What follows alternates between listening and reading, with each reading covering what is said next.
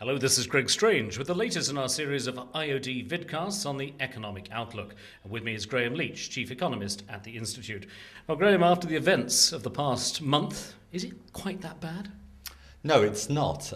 There's a real disconnect at present between what's going on in the city and the wider economy.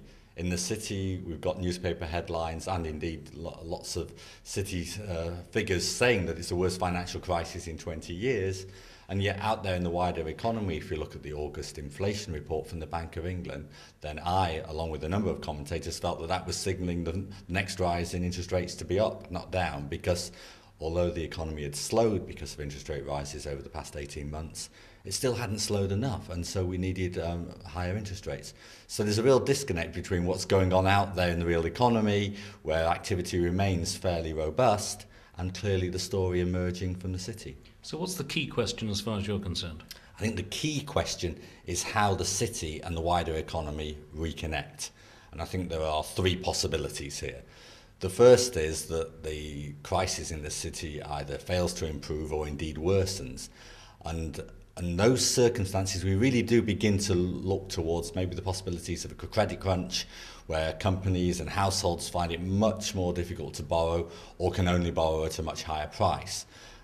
So that's the first scenario, that's the downside scenario. The second one is where we see a gradual unwinding of the current crisis.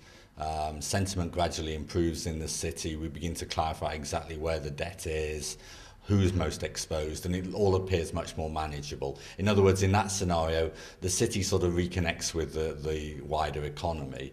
And the third scenario is one where really they remain disconnected, and then the Bank of England says we've got to act. And it acts decisively, it reduces interest rates. And which of those three is most likely? Well, I think at this stage, in early September, it's still a little too early to say exactly what the outcome will be.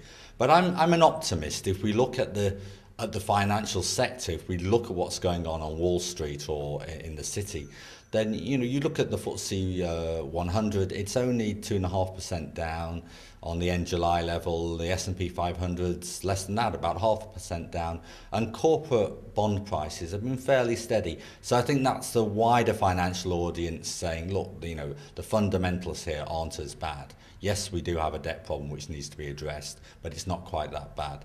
And as well, and I think this is the real confidence factor from a UK perspective, even if the US reduces interest rates, it's not certain that we'll need to reduce them in the UK. We could respond with interest rate reductions, but that is possible. Inflation is back now under target.